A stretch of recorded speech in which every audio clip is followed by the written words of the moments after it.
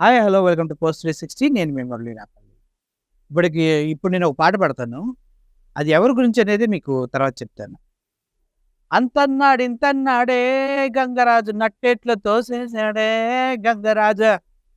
పాట విన్నారు కదా! ఇప్పుడు మన రాష్ట్రంలో ఒక నాయకుడి పరిస్థితి అది. తనకంటూ ఒక పార్టీ ఉంది. తను పెద్ద సెలబ్రిటీ హీరో. అయినప్పటికీ చంద్రబాబు నాయుడు గారు పంచం చేరి బ్రతికేస్తూ ఉంటారాయన. అర్థమైంది కదా! ద గ్రేట్ పవన్ కళ్యాణ్ గారు. నేను బీభత్సమైన ఫ్యాన్‌ని పవన్ కళ్యాణ్ గారికి. ఇది ఇప్పుడే కాదు, ఎప్పుడైనా చెప్తాను. సినిమాల పరంగా పవన్ కళ్యాణ్‌కి ద బెస్ట్ ఫ్యాన్ ఎవరంటే నేనే. కానీ రాజకీయాల్లోకొచ్చిన తర్వాతే నాలో కూడా మార్పు మొదలైంది. ఎందుకంటే నేను టోటల్‌గా 70 మంది టీడీపీ ఎమ్మెల్యేస్‌కి ఇంటర్వ్యూ చేశాను. లహరి 'బిగ్ బాస్ లహరి' అనే ఒక యాంకర్‌ని పెట్టుకొని త్రూఅవుట్ ఏపీ. 2019కి బిఫోర్ ఇది. అప్పుడు వాళ్ళిచ్చిన రివ్యూ ఏంటంటే, ఎటు పోయినా పవన్ కళ్యాణ్ వచ్చేసి మాలోనే కలుస్తాడు. మాతోనే ఉంటాడు. ఎంత విభేదించినా ఎలక్షన్ టైంకి మాతో ఉండక తప్పదు. ఇలా ప్రతి ఒక్క ఎమ్మెల్యే మాతో చెప్పినవారే ఆఫ్ ద రికార్డ్. అప్పుడు నాకు అర్థమైంది ఎందుకు ఇంతగా పవన్ కళ్యాణ్‌ని వీరు వాళ్ళతోనే ఉంటారని చెప్తున్నారు అని అడిగినప్పుడు దానికి లెక్కలున్నాయిలే అనేసి కొన్ని ఒక 70 మందిలో ఇద్దరు మాత్రం కొన్ని లాజిక్‌లు చెప్పారు. అప్పుడు అర్థమైంది ఇక్కడ లాజిక్‌లు, మ్యాజిక్‌లు చాలా ఉంటాయని. సో, ఏదేమైనప్పటికీ గణనీయమైన మెజారిటీతో గెలిచిన పవన్ కళ్యాణ్ గారికి ఇప్పుడు టీడీపీలో ఏం దొరుకుతుంది? భజన. పవన్ కళ్యాణ్ గ్రేట్, పవన్ కళ్యాణ్ తోపు, పవన్ కళ్యాణ్ గారు రాగానే 10 మందొచ్చి షేక్ హ్యాండ్స్ ఇచ్చి సార్, సార్ గ్రేట్ సార్ అనాలి. ఒక మంచి పెద్ద క్యాబిన్ ఇవ్వాలి. దాంట్లో బెడ్‌రూము, వాష్‌రూము అబ్బో! పడుకోవడానికి సకల సౌకర్యాలుండాలి. VIP treatment. ప్రతి ఒక్కరు టీడీపీ పార్టీ నుంచి ఎవ్వరైనా కూడా భజన చేయాలి భజన. ఎందుకంటే ఒక ఆర్టిస్ట్‌కి ఎప్పుడూ కూడా పొగడ్తలు, భజన చేయటాలు, నీకన్నా గొప్ప వాళ్ళు ఎవరు లేరు బాబు అంటే పొంగిపోవటాలు సినిమా ఇండస్ట్రీలోనే ఒక బ్యాడ్ జబ్బు. అది పవన్ కళ్యాణ్ గారికి కూడా ఉంది. అది గమనించిన చంద్రబాబు నాయుడు గారు పవన్ కళ్యాణ్‌ని ప్రతి దగ్గర ఎత్తేస్తారు ఆ రేంజ్‌కి అని. ఎత్తేయంగానే పవన్ కళ్యాణ్ గారు మేఘాల్లో ఇలా తేలుతా ఉంటారు. నన్నే పొగుడుతున్నారు అనేసి.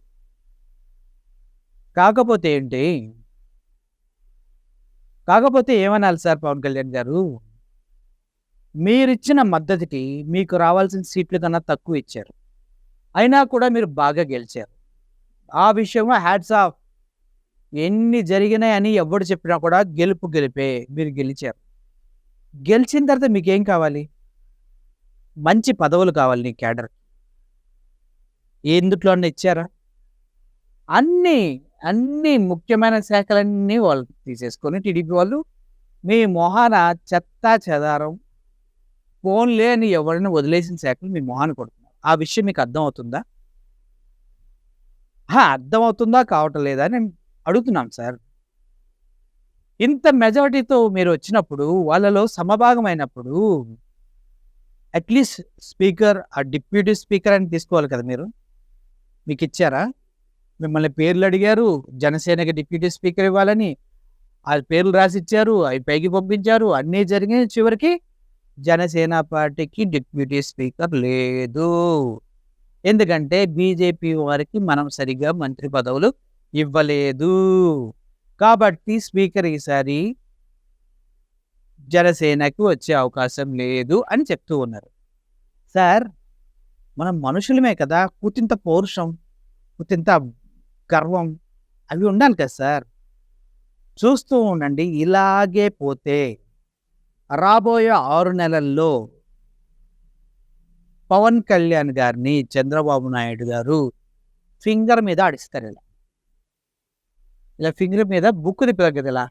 ఇలా తిప్పుకుంటూ వెళ్ళిపోతారు. జనసైనికులు అనొచ్చు ఇప్పుడు, మా సార్ అంటే అంత ఈజీ అనుకున్నావా? ఫింగర్ మీద తిప్పితే తిరుగుతాడా? ఆల్రెడీ తిరుగుతున్నాడు. ఇప్పుడు కొంచెం ఫాస్ట్‌గా తిప్పుతాడు అంతే. పొగడ్తలు, భజనలు, అసలు రిసీవింగ్‌లు, మంచి మంచి క్యాబిన్‌లు ప్రొవైడ్ చేయటాలు, అసలు నీకు తోపు తురుము ఈ క్యాడర్ అంటే అది ఇది. ఏంటి సార్ అది ఇది?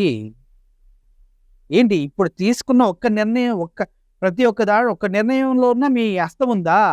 ఇప్పటివరకు ఒక్క అనౌన్స్‌మెంట్ అని మీ తరఫున జనసేన పార్టీ తరఫున చేయగలిగారా? లేదు. పోలవరం ఈలోపు ఫినిష్ చేస్తాం. ఇది జనసేన మాట అని చెప్పగలిగారా?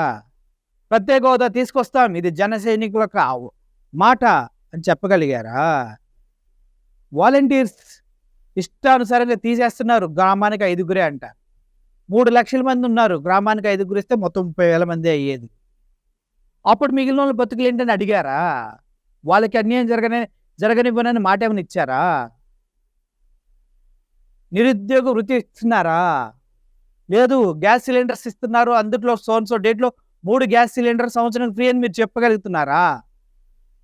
ఏ ఏ అధికారం ఉందని, ఏ అధికారం లేకుండా మిమ్మల్ని జస్ట్ చుట్టి భజన చేసి వాడేస్తున్నారు. నేను రాసి పెట్టుకోండి సార్, నేను చెప్తున్నా. మీకు ఏమీ పదవులు, పవర్‌ఫుల్ పొజిషన్స్ మీకు రావు. హోమ్ మినిస్టర్ తీసుకుంటే బాగుండేది సార్ మీరు. డిప్యూటీ సీఎం ఎవరికి కావాలి సార్ డిప్యూటీ సీఎం? సీఎం ఏది చెప్తే అది తందానా అంటూ తిరగటం డిప్యూటీ సీఎం. మీరు తీసుకోవాల్సింది హోమ్ మినిస్టర్ సార్. తీసుకోవాలా. డిప్యూటీ స్పీకర్ రావట్లా. మీ అంతటి మీరు ప్రజలకు ఇచ్చిన వాగ్దానాలు ఏవి మీ నోటితో మీరు చెయ్యరు. వాళ్ళంతా లోకేష్ బాబు విద్యా వ్యవస్థను ఉద్ధరించాడు. చంద్రబాబు నాయుడు పోలవరం చూసొచ్చాడు. ఎంత వాళ్ళ చుట్టే తిరుగుతుంది. ఆటలో అరటిపండు అవుతారు, కూరలో కరివేపాకు అవుతారు. ఇది రాసి పెట్టుకోండి. వాడుకొని వదిలేయటం అనేది మనిషి నైజం. అందుట్లో మీరు ఎవరి పక్కనైతే ఉన్నారో వారు మామూలు వారు కాదు. కాబట్టి ఒకసారి మీరు ఆలోచించండి పవన్ కళ్యాణ్ గారు, మీరు ఏం చేస్తున్నారు? ప్రజలకి మీరు ఇచ్చిన మాటలు ఎంతవరకు నెరవేరుస్తున్నారు? ప్రశ్నించే గొంతుగా ఇంతమంది వాలంటీర్ ఉద్యోగాలు పోతున్నాయి. ప్రశ్నించండి మీరు. ప్రశ్నించటం కోసం కదా పెట్టింది మీరు పార్టీ.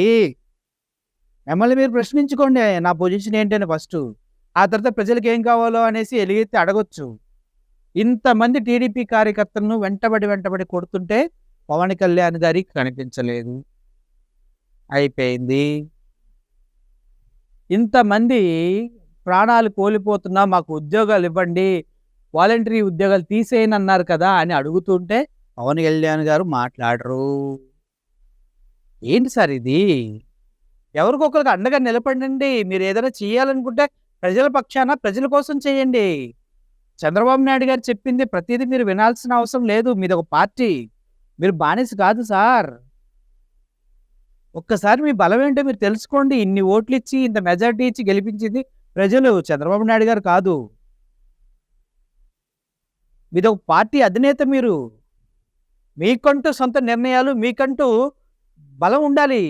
చెప్పండి బయటకు వచ్చి. ప్రత్యేక హోదా అడుగుతున్నాం బీజేపీని. ఎందుకంటే బీజేపీకి సెంట్రల్లో అంత కమాండ్ లేదు. ఇప్పుడు అన్ని సీట్లు లేవు. నితీష్ కుమారు, టీడీపీ మీరు మద్దతు ఉపసంహరించుకుంటే కూలిపోయే గవర్నమెంట్ అది. ఇప్పుడు ప్రత్యేక హోదా అడగండి. మాకు ప్రత్యేక ప్యాకేజ్ వద్దని చెప్పండి. పవన్ కళ్యాణ్ గారు వినండి సార్.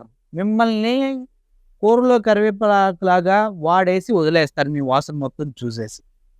కాబట్టి ముందే చెప్తున్నాను జన సైనికులకు కూడా, మీ బాస్ కమాండర్గా, మీ బాస్ బలంగా ఉండాలంటే ప్రత్యేక హోదా తెప్పించమని చెప్పండి అంతే.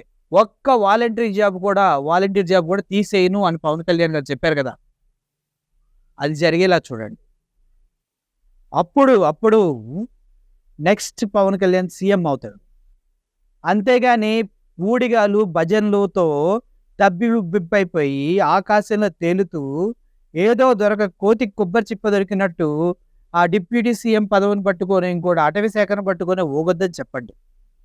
వాటికి ప్రజలకి చాలా దూరంగా ఉంది. ప్రజలకు దగ్గరగా ఉండే శాఖలు కావాలి మనకి. అన్యాయం జరిగితే ప్రశ్నించడానికి హోంశాఖ కావాలి. రెవెన్యూ డిపార్ట్మెంట్ మొత్తాన్ని కంట్రోల్లో పెట్టుకోవడానికి రెవెన్యూ శాఖ కావాలి. ఇటువంటి బలమైన శాఖలు కావాలి మనకు. అవి చంద్రబాబు నాయుడు గారు చచ్చిన జన సైనికులకి ఎవ్వరికి ఇవ్వరు. జనసేన క్యాడర్ కూడా ఇవ్వరు. అంతా మాయ మాయ అంత మాయా సినిమాల్లాగా అంతా చేసేస్తారయ్యా. చంద్రబాబు నాయుడు గారికి ఎవరిని ఎలా ట్రీట్ చేయాలో తెలుసు. అందుకే ఆయన సీఎంగా ఉంటారు చాలా కాలం. He is a intelligent person. ఎవరిని ఎలా ట్రీట్ చేయాలి, ఎవరిని ఎక్కడ పొగిడి నొక్కాలి, ఇంకొకరిని ఎక్కడ తొక్కాలి, ఎక్కడ పొగడాలి, ఎక్కడ తొక్కాలి తెలిసిన వ్యక్తి చంద్రబాబు నాయుడు గారు. ఇప్పటి వరకు పవన్ కళ్యాణ్ గారికి వచ్చింది ఏమీ లేదు. అంతా అంబక్కు.